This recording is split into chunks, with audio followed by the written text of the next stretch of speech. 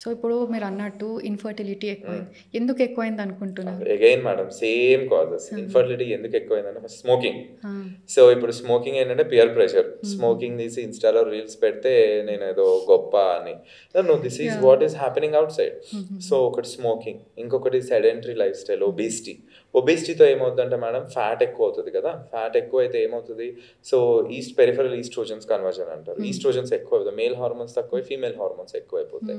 So, హుహుహు. దాంతో కూడా ఒక్కొక్కసారి ఈ స్పెర్మ్ మోటిలిటీ అనేది తక్కువవుతుంది. హ్మ్. సో, ఇంకొకటి ఈ ఒబేసిటీకి రీజన్ ఏంటి అంటే అగైన్ సేమ్ సెడెంటరీ లైఫ్ హుహు. Style, no no exercise. Exercise, no yoga, no hmm. Gym, no hmm. Exercise, hmm. Not even regular. ఎంతమంది పేషెంట్స్ వాళ్ళు కనీసం normal steps per day is at least 4000 to 10,000. హుహు. వాళ్ళు 1000 స్టెప్స్ కూడా ఎయ్యని వాళ్ళున్నారు హ్మ్. డైలీ మన మధ్యలోనే. హుహుహు. సో, ఇవన్నీ రీజన్స్ అన్నమాట. ఇంకొక రీజన్ ఏంటి అంటే లేట్ మ్యారేజెస్. యాహ్! ఇంతకుముందు 20, 21 అవును. అయిపోయేవి మ్యారేజెస్. ఈ ప్రాబ్లమ్స్ ఉండేది హ్మ్. కాదు.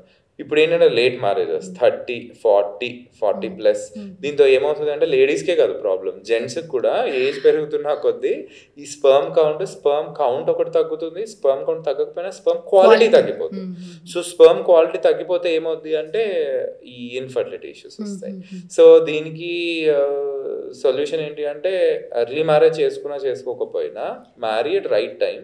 అండ్ వన్స్ మ్యారేజ్ ఇప్పుడు చాలామంది 25కి చేసుకుంటారు కొంతమంది హుహు. పేషెంట్స్ వస్తారు. 5 ఇయర్స్ మేము పిల్లల్ని ప్లాన్ చేయమంటారు. హుహుహు. ఇప్పుడు మీరు that is equivalent to that is as good as getting late married married. At 30 or 40. Hmm. So, పెళ్లి చేసుకుంటే ఒక 1, 2 ఇయర్స్‌లో మీరు సెటిల్ హుహు. అయిపోవాలి. హుహుహు. ఏది అట్‌లీస్ట్ ఫస్ట్ కిడ్ అనేవాళ్ళు వచ్చేసేయాలి. హుహుహు.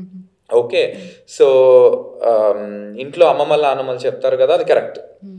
ఏంటి అంటే వాళ్ళ అడ్వైస్ దీనిలో వినాలి. హ్మ్. తొందరగా మ్యారేజ్ చేసుకోవడము. మ్యారేజ్ చేసుకున్న నెక్స్ట్ తీపి కబురు ఎప్పుడు చెప్తున్నావు? తీపి కబురు ఎప్పుడు చెప్తున్నావు అంటారు కదా! అది కరెక్ట్. హుహు. తొందరగా పిల్లల్ని ప్లాన్ చేసుకోవాలి. ఓకే.